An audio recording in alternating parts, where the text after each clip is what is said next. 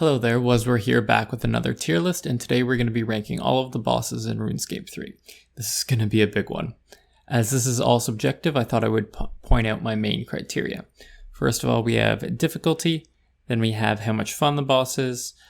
The third criteria is what it can teach you, the learning opportunities that the boss gives, and the progression throughout that boss. Fourth is the profit. And fifth is the consistency. Consistency can sometimes be bad and sometimes be good. If you get a 1 mil drop every single time, it's going to suck because while you're getting consistent money, there's nothing to look forward to. But if you're only getting a drop once every 100 hours, then again, it kind of sucks the same way.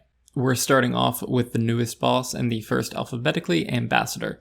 Note that I won't be including all 3 bosses from the dungeon separately, as the Ambassador grade reflects the grade of the entire dungeon because I treat the dungeon as a single boss. I think it's a well-balanced piece of content, with it both being viable to do in group and solo mode, and the challenge of the final boss is very good in solo and has that progression I was talking about. But the elite dungeon style is something that I'm not a fan of, so with that it slides in at B. I'm sure that most of you will probably rank Ambassador higher, it's just not for me. Next up is a Raxxar. It's an amazing launching point for players not only from a gear perspective, but from a PVM ability perspective. I've heard countless stories of people grinding out Rax and getting so much better at combat, which they could then use for other bosses like Telos. For me personally, I came into Rax with very little PVM skill. I think my first kill was 12 minutes long. Got my first kill and I never looked back. I used Rax to fund most of my mid to late game gear with my about 2,000 kills. I would say the only downside is that the rotation system and enrage system makes it hard to camp, so the Rax grind can be drawn out over multiple months instead of something you just do right away. So with that, it's going into the A tier. From Rax to Barrows, and while Barrows is not fun nor difficult, for those that are low level it can be a good way to get your first green stack by getting an Amulet of the Forsaken. But past that it's boring, doesn't teach you anything, and the majority of the boss fight is surging around. So with that, it goes into the D tier. Rots, on the other hand, can be a challenge, and its consistent GP is nice, but I feel as though power creep ruined this boss, and what was once a cool mechanic, having to kill the brothers in a specific order to consistently get kills, now is just do damage and wow, the kill is already over and let's run through the tunnel for the 30th time this hour. So it goes into C tier. Blackstone Dragon, the Elite Dungeon 2, is a poorly designed boss. It's really just not fun. It's mostly time gated unless you have the best gear and are using Zerk auras. The hands are a pain and a half to kill. Not to mention the random glitchy smoke that pops up which can kill people. As a whole, the bosses in ED2 are my least favorite of the 3, but the Maulbrush part of it is the best. Its good GP and XP makes it hard to rank below a C, so it gets a C. Chaos Elemental can go right into F. It's in the wilderness, its drops are trash, you don't even need to kill the boss for the boss log, as Revenants tick off all of the items except for Pet and Dragon two-hander. Commander Zeliana is going into the D tier. Its drops are trash, trust me, I know, I had to do 4k of them, and I think I might have lost money doing those 4k kills. However, the only reason that this boss isn't in F tier is that it's the best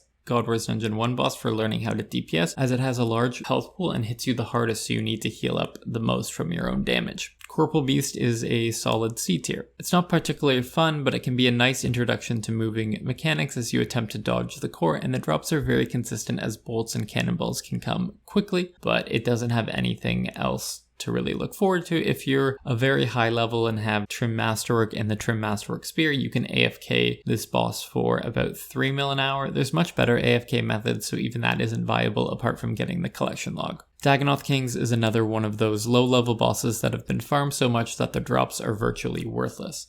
The only notable drop that they have is the Dragon Hatchet, which will add a couple mil per hour, while the rest of it leaves more to be desired. Not to mention the fact that you need to Tribrid to kill them, straight into F. General Grottor is going to get a higher rank than it deserves simply because it's the first real boss that people do, as it's the easiest God Wars Dungeon 1 boss, and it's often suggested for people to start there. And it makes for a welcoming experience for those trying to get into bossing with a relatively low level account due to its ease and lack of mechanics. I've slotted it in at D, but without the introductory bump, it would probably be another one of those F tier bosses. I'm not even going to talk about Giant Mole, it's F. Gargorovic is a solid B boss. It's got consistent GP per hour with a 1 in 64 essence drop that are about 14 mil each, and it really only requires a T80 plus halberd and overloads to do, though obviously having better gear helps. Greg can also teach you how to better use AoEs, as you can virtually kill all of the shadows without ever targeting them. Also, it's a big help for people learning how to melee Rax, as you can get better at staying out of MD for when you eventually go to Rax with a scythe. Horakin is also going into F tier. It's a boss that people mostly only do 3 times, and that's to get the capes, and that is of course unless you want to get the pet like I do, which then you'll probably do it for 100 or so kills until you get the pet. And while it can be fun to go for a new personal record, the constant gear switching is more annoying than fun, and by the time one gets the pet, they never want to see that place again. Also, the consistent 1 Onyx drops makes it a snooze drop wise, as you're only really looking forward to the pet, and the money isn't even good. Clearly F tier. Hellweir is going up into A tier and joining a Raxxar. You might think that's high, which honestly it might be, but I think Hellweir gets you on the path of timing your defensive abilities, like Resonance for the You Will Bleed ability and Devotion for his Fury attack, and also using Freedom at the right time to clear a bleed. And those are all 3 things that are outside the scope of Revolution, so it requires that manual input, so you learn a lot from that. At the same time, you can also be focusing on your DPS and also picking up a good amount of GP. So that's why it slots in at A tier, not necessarily for how good the boss is, just for what it can bring you as a player. I got about 58 too many shark drops while going for KK log. Even in a solo mindset, it wasn't that much GP per hour relative to the amount of effort that I was putting out. However, it gives the players an opportunity to learn. In solo, you learn how to count attacks, as it's disastrous if you miss, and in group like duo or trio, you learn how to evoke and use defensives to stay alive and communicate as a team. And that slots it right into B tier. KQ is another boss not worth talking about. Bad drops, long phase transition animation that isn't attackable, and a hybrid requirement.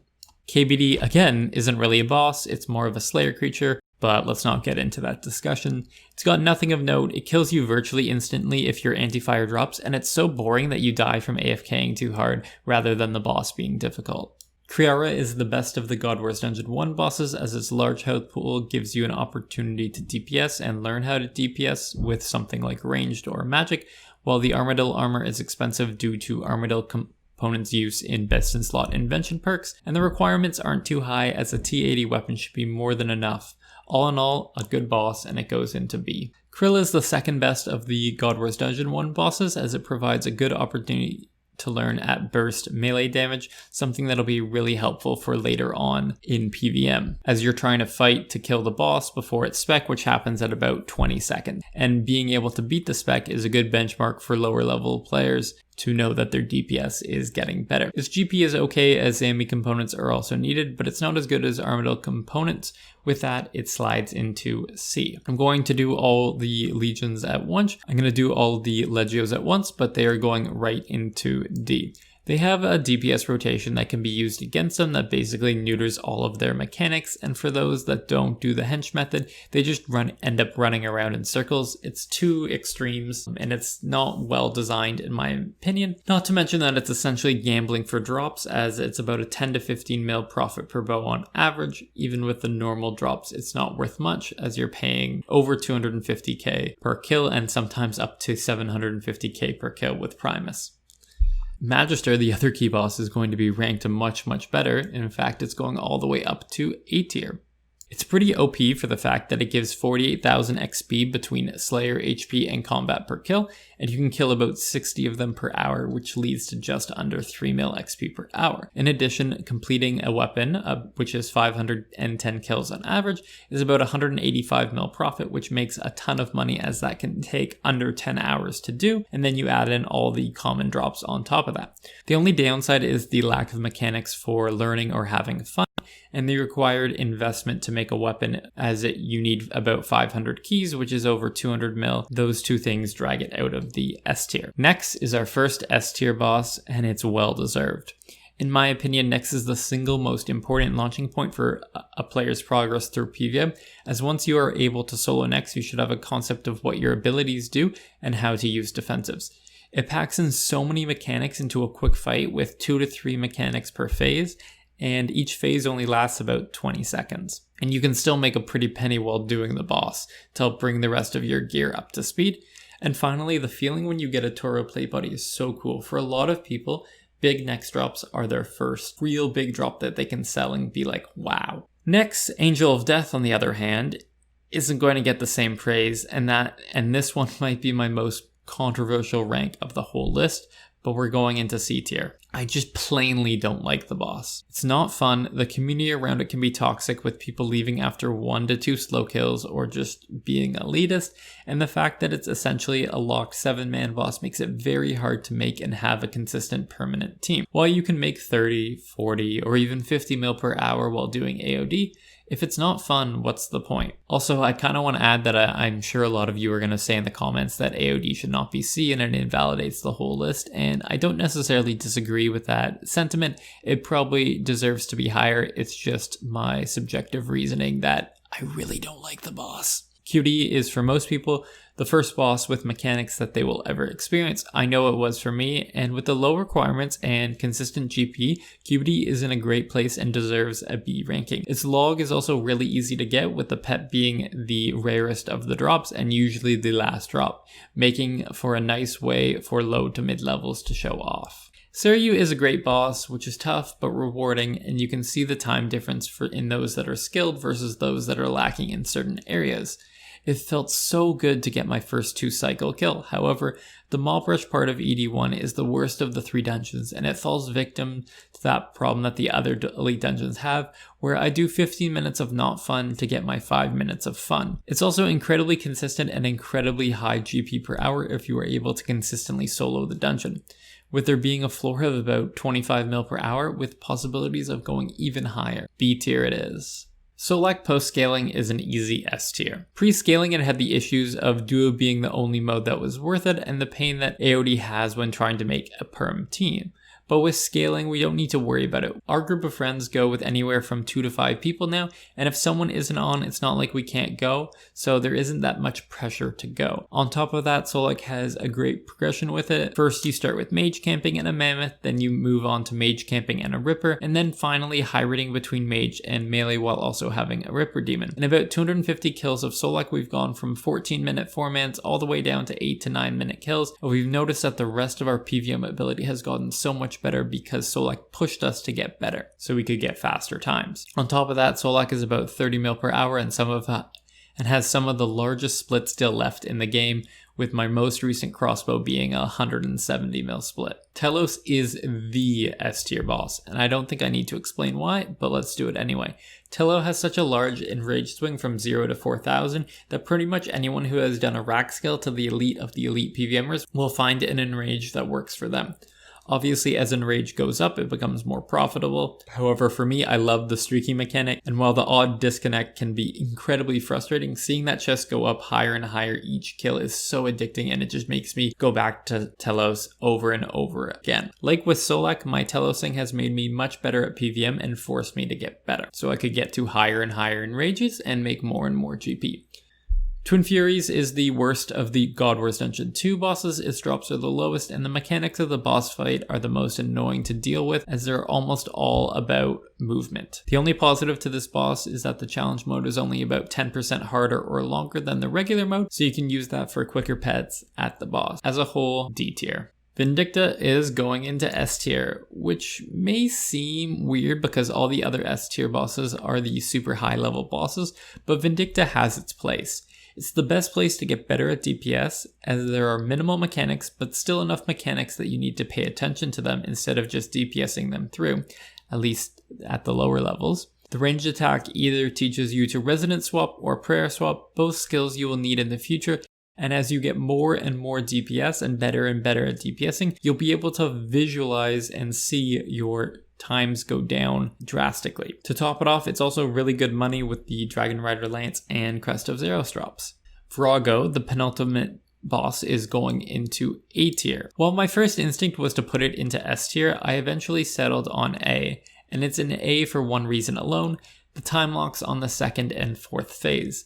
They just aren't fun, and in a duo it's not hard to get the HP low enough even while Kate intercepting and not sunshining. Its positives, on the other hand, are 6 unique weeks, consistent money with tectonic energies, extremely rare pet chance, which is a great way to show off, variable team size where you can go from anywhere from 2 to 5 people reasonably, and a rotation based boss that can be mastered. This was my first big boy boss, and the first 500 or so kills was the most fun I ever had in this game.